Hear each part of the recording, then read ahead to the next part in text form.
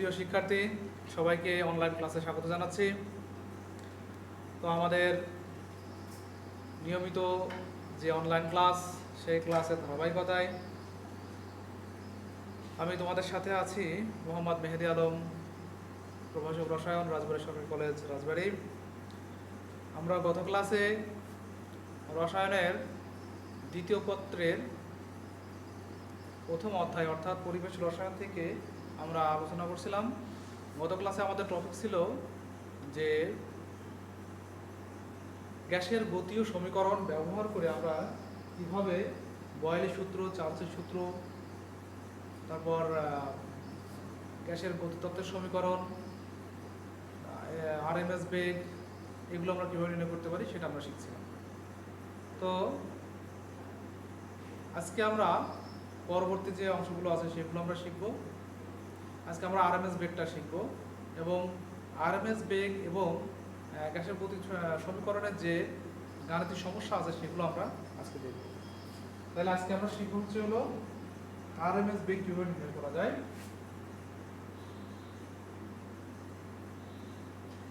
গ্যাসের গতীয় সমীকরণ হতে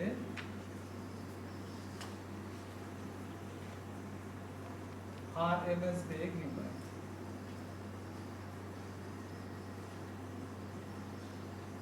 যে নাম্বার আরএমএস বেগ নির্ণয়। তাহলে আমরা জানি গ্যাসের গতির সমীকরণ আমরা গতদিন শিখেছিলাম। আমরা PV সমান সমান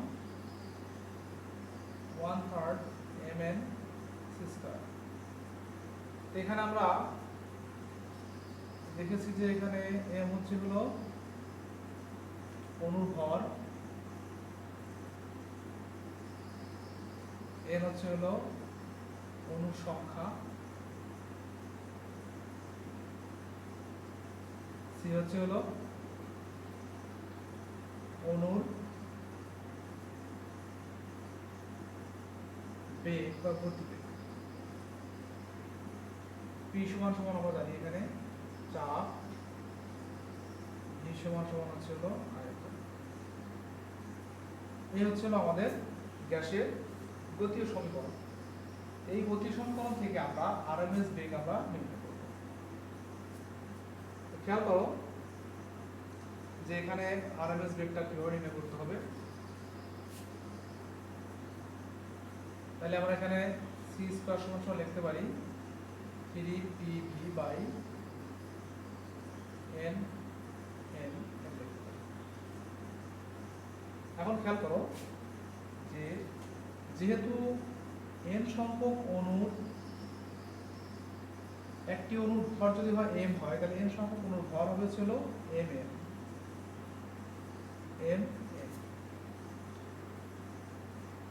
n সংখ্যক অণুর একটা অণুর ভর যদি m হয়, তাহলে n সংখ্যক অণুর ভর হবে ছিল mn। তাহলে mnটাকে আমরা বড় হাতের m দ্বারা প্রকাশ করে থাকি, অর্থাৎ মোট অণুর ভর।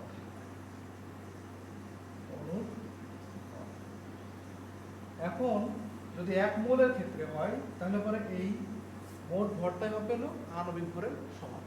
তাহলে আমরা এখানে লিখতে পারি 3pv/m। যদি এটা 1 মোলের ক্ষেত্রে হয় তাহলে অবশ্যই এটা মনে করতে হবে এটা আণবিক ভর হবে। আচ্ছা, এখন দেখো c সমান সমান লেখা যায় √3pv/m, এটা লেখা যায়।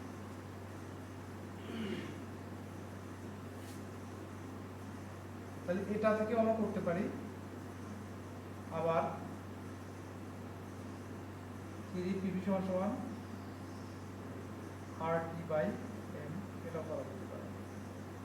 অর্থাৎ 1 মোল গ্যাসের ক্ষেত্রে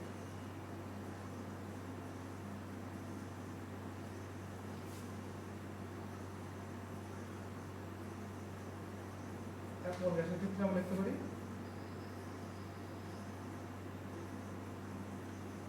PV সমান সমান R।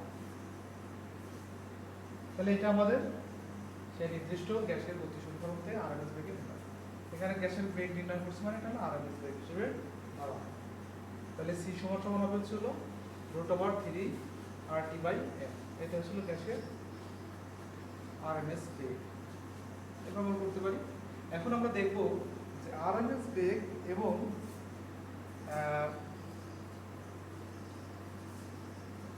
গ্যাসের গতিশক্তি কিভাবে আমরা নির্ণয় করতে পারি। আমরা একটা গণিত সেট করব, সেই গণিত থেকে আমরা মূলত আরএমএস বেগ এবং গ্যাসের গতিশক্তি কিভাবে বের করা যায় সেটা আমরা দেখব। একটু খেয়াল করো,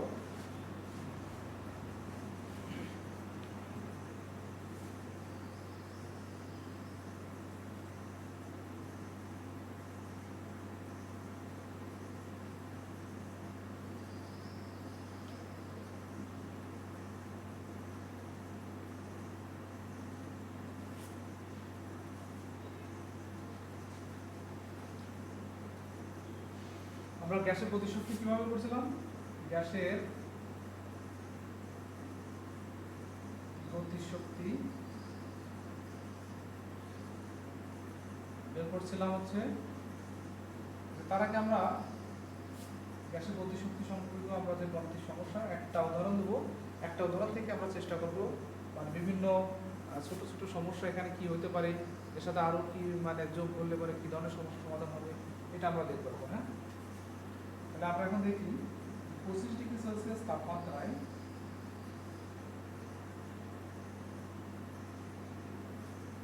কার্বন ডাই অক্সাইডের গতিশক্তি কত।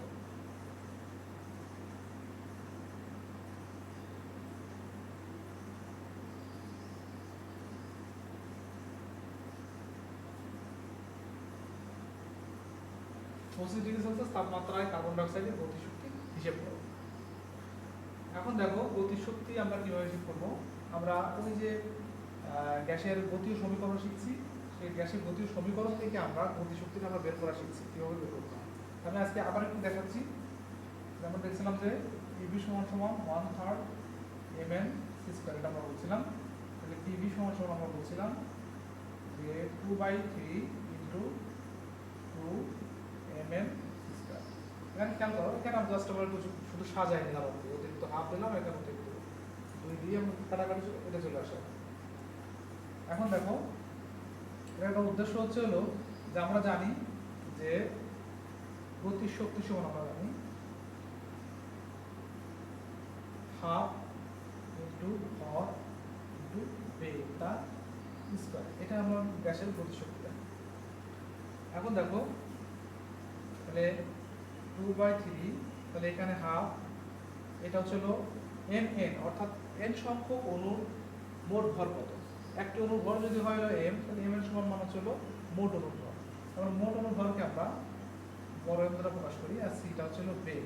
তাহলে একটু খেয়াল করো, এর সাথে আমরা একটু মিলাই দেখি। তাহলে হাফ ইন্টু ভর ইন্টু বেগ, তার মানে এটা হচ্ছে হলো গতিশক্তি। তার মানে পিভি সমান আমরা দেখতে পারি 2/3 এবং গতিশক্তি। তাহলে গতিশক্তিটা আমরা আলাদা করে নিই।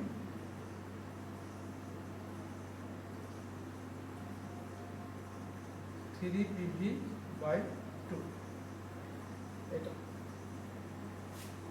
এখন এটাকে লেখা যায় 3/2 PV সমান সমান nRT বা RT। এখানে একটু খেয়াল করো যে এক মোল গ্যাসের ক্ষেত্রে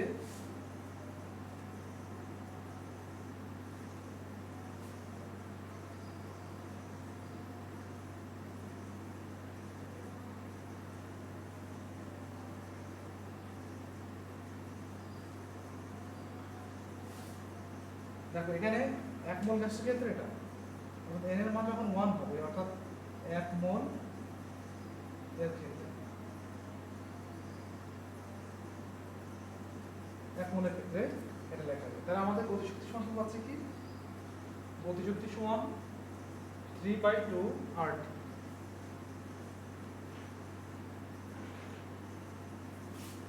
তাহলে আমরা এই সমীকরণ থেকে আমরা মূলত গতিশক্তি হিসেব করব।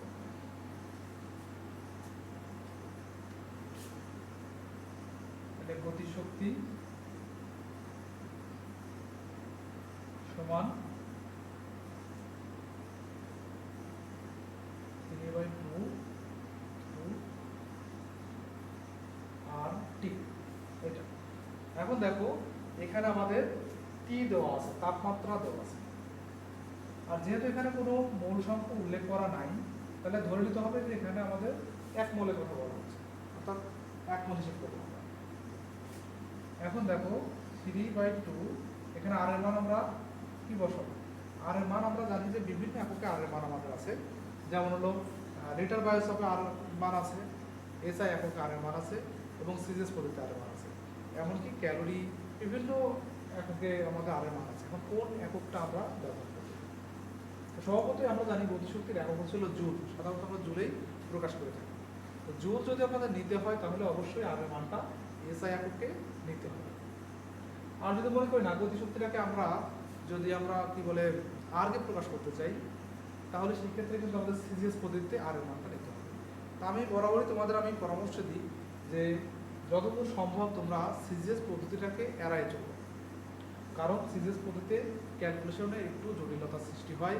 যদি ভালোভাবে মানে ওই ক্যালকুলেশনে দখল না থাকে তাহলে তোমরা সিজিএস পদ্ধতিতে সাধারণত করতে যাবে।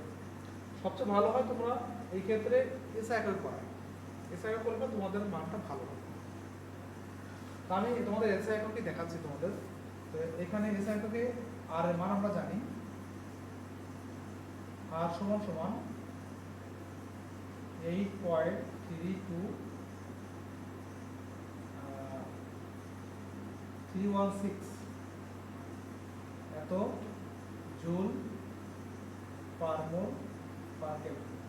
এখন দেখো তাহলে এটা কিন্তু আমরা নিলাম হচ্ছে হলো এসআই একক, যেহেতু জুল আছে, জুল পার মোল পার কেলভিন আছে, তাহলে এটা বুঝতে হবে যে এসআই এককে নিয়ে আসছে। এখন টি এর মান, টি দেওয়া আছে হচ্ছে হলো 25 ডিগ্রি সেলসিয়াস তাপমাত্রা, যেটাকে আমরা বলি 298 কেলভিন। এখন আমরা দুটো মান পেয়ে গেছি, আমরা এখন এই মানটা বসাবো। দেখো অঙ্কটা কিন্তু খুবই সহজ, তোমাদের হচ্ছে বড় সমস্যা আসবে হলো এখানে আর এর মানটা, কারণ আর এর মানটা অনেক সময় তোমরা লিটার বায়োসেপ এককে ধরে ফেলবে। লিটার বায়োসেপ এককে ধরলে কিন্তু তখন এই গতিশক্তিটা লিটার বায়োসেপ এককে প্রকাশ করতে হবে। সাধারণত আমরা গতিশক্তিকে যেহেতু জুলে প্রকাশ করি, সেক্ষেত্রে আমাদের লিটার আর এর মানটা আমাদের নিতে হবে চলো এসআই একক। এখন দেখো তাহলে 8.316 গুণন 298। এখন ক্যালকুলেশন করলে পরে যেটা পাবো সেটা হলো আমাদের গতিশক্তি। এই গতিশক্তিটার একক হবে হচ্ছে হলো জুলে, এত জুল। এখন ক্যালকুলেশন করলে পরে আমাদের মোটামুটি রেজাল্ট আমরা পেয়ে যাবো। তো এইভাবে তোমরা এই সমস্যাগুলো সমাধান করবা। এখন এই সমস্যা থেকে আরো কিছু সমস্যা আমরা বের করতে পারি, কিভাবে এগুলো করা যেতে পারে।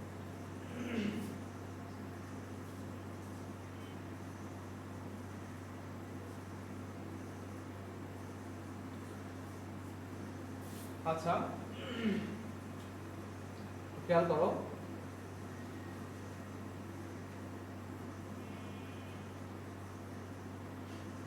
যদি এখানে লেখা থাকে যে একই সমস্যা, ধরো কার্বন ডাইঅক্সাইড এর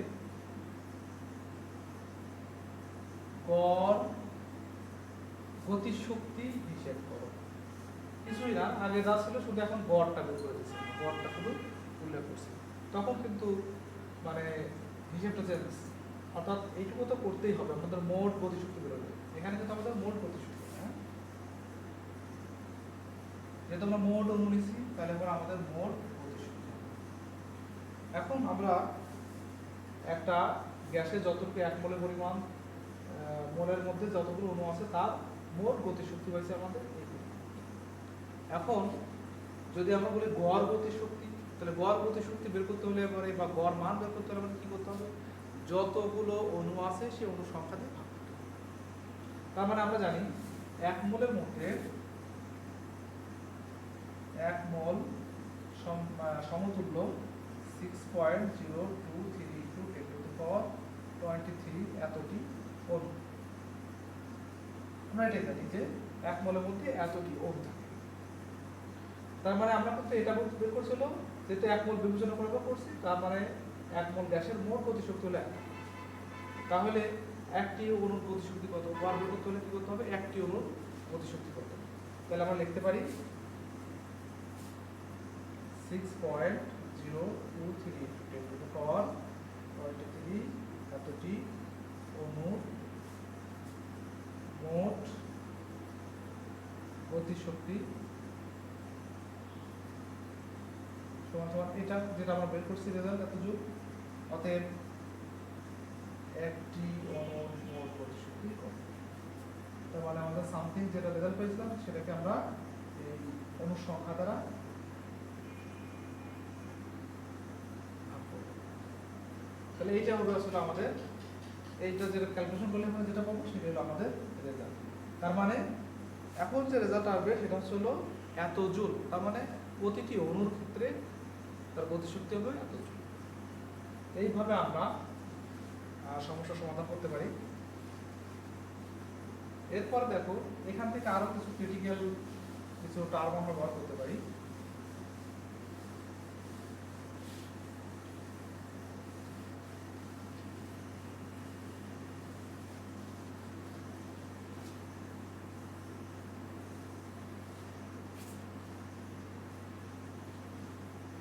এখানে আমরা একটু চেঞ্জ করে দেবো।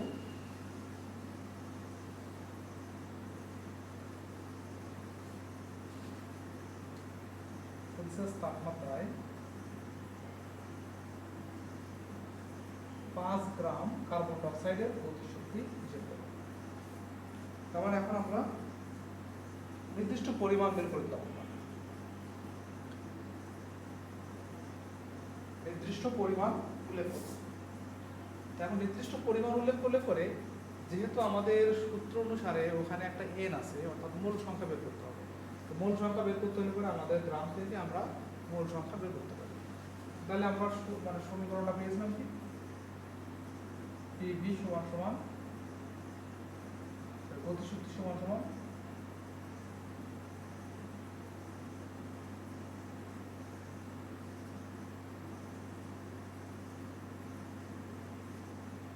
গতিশক্তি সমান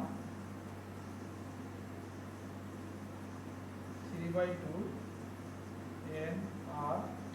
এটা হচ্ছে হলো আমাদের n মোল অণুর ক্ষেত্রে, সরি n মোলের ক্ষেত্রে আমাদের মোট গতিশক্তি হবে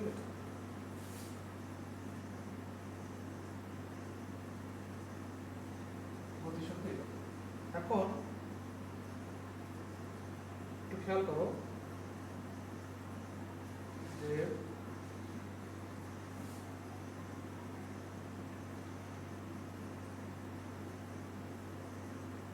এখানে n এর মানটা আমাদের জানা হবে। n এর মানটা আমরা কিভাবে বের করতে পারি? আমরা জানি যে মোল সংখ্যা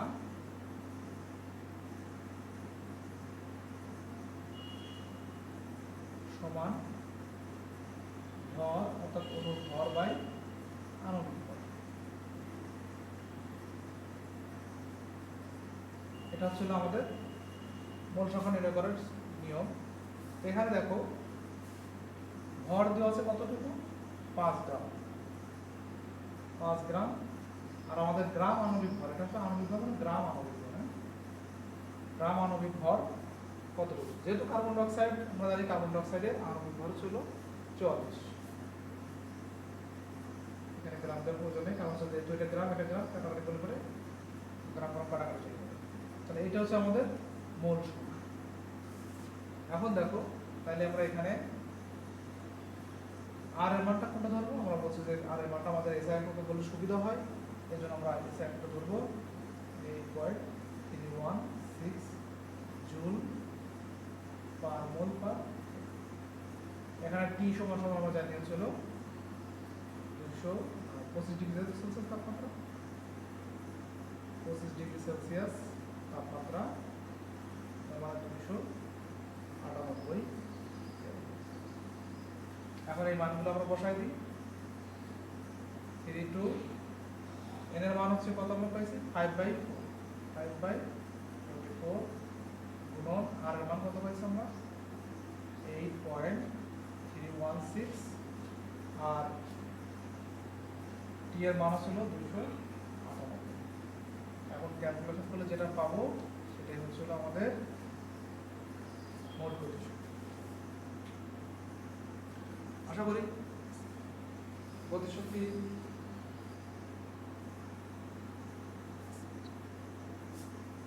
কিভাবে নির্ণয় করতে হয় তোমরা এটা বুঝতে পারছো। এবার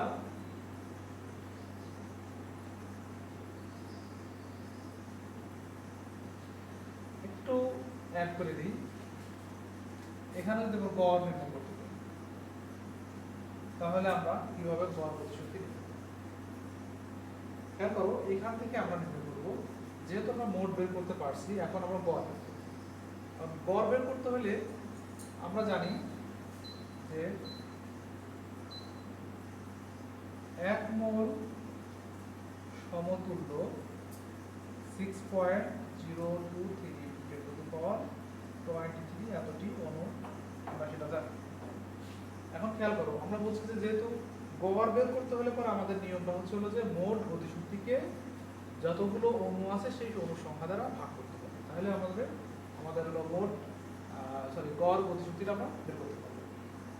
তাহলে এখন আমাদের দেখতে হবে যে এই 5 গ্রাম কার্বন ডাই অক্সাইডের মধ্যে কতগুলো অণু আছে সেটা আমাদের বের করতে হবে।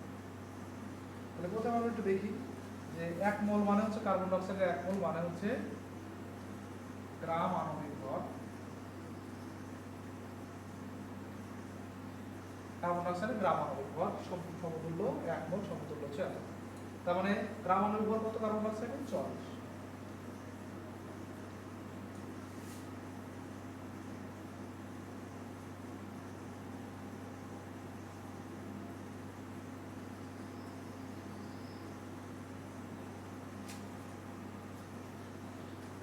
গ্রাম আণবিক ভর হচ্ছে আমরা হিসেব করব কিভাবে, যে 44 গ্রাম এর মধ্যে অণুর সংখ্যা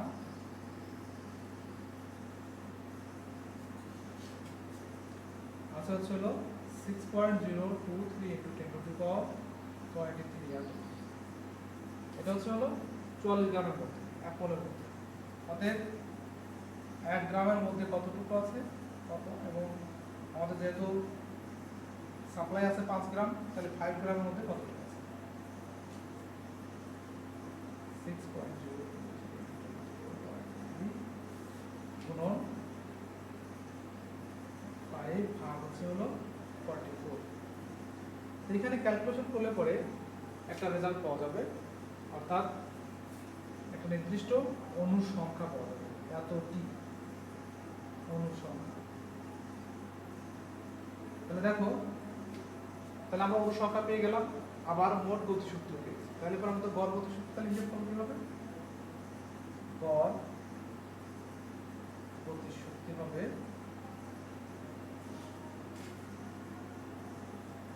মোট গতিশক্তি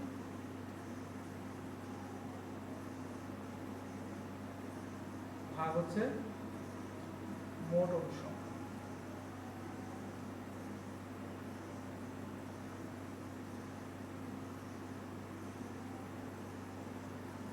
অনুসংখ্যা। তাহলে আমাদের যে মোট গতিশক্তি পেয়েছি সেই সংখ্যাটাকে যদি আমরা অনুসংখ্যা দ্বারা ভাগ করি তাহলে যে রেজাল্টটা পাবো সেটা হচ্ছে হলো প্রতিটি অণুর গড় গতিশক্তি। এইভাবে আমরা গড় গতিশক্তি নির্ণয় করতে পারি। তো যাই হোক, আমরা ক্লাসের প্রায় শেষের দিকে চলে আসছি। তো আশা করি তোমরা এই বিষয়গুলো বুঝতে পারছো যে কিভাবে একটা গ্যাসের গতিশক্তি বের করতে হয়, কিভাবে একটা গ্যাসের গড় গতিশক্তি বের করতে হয়, অথবা যদি এখানে 5 গ্রাম না দিয়ে যদি আমাদের মূল সংখ্যা সরাসরি উল্লেখ করা থাকতো তাহলে সেই মূল সংখ্যা থেকে কীভাবে আমরা বের করতাম, এগুলো আমরা সবই এইভাবে নির্ণয় করতে পারি। তো সবাই ভালো থেকো। আসলে আমাদের এখন তো করোনাকালীন অবস্থা চলছে, সামনাসামনি আমরা ক্লাস নিতে পারছি না। তো যতটুকু আমরা চেষ্টা করছি, আমাদের আপ্রাণ চেষ্টা করছি যে ভালো ক্লাস করানোর জন্য তোমাদের বোঝানোর চেষ্টা করছি। তো সেই মোতাবেক তোমরা একটু ক্লাস করো, ক্লাসে মনোযোগ দাও। আর এই যেহেতু তোমাদের এখন তো আসলে বাইরে কোনো ক্লাস নেই, তেমন কোনো কাজও নেই, তো চেষ্টা করো তোমরা অনলাইনে ক্লাসগুলো একটু নিয়মিত গুরুত্ব সহকারে দেখার জন্য। আর এই করোনাকালীন সময় তোমাদের কাছে বরাবরই বলে থাকি যে প্রয়োজন ছাড়া কেউ বের হয়েও না, প্রয়োজন ছাড়া বের হওয়ার দরকার নেই। আর একান্ত প্রয়োজন হলে অবশ্যই তোমরা স্বাস্থ্যবিধি মেনে তোমরা বাইরে বেরোবা।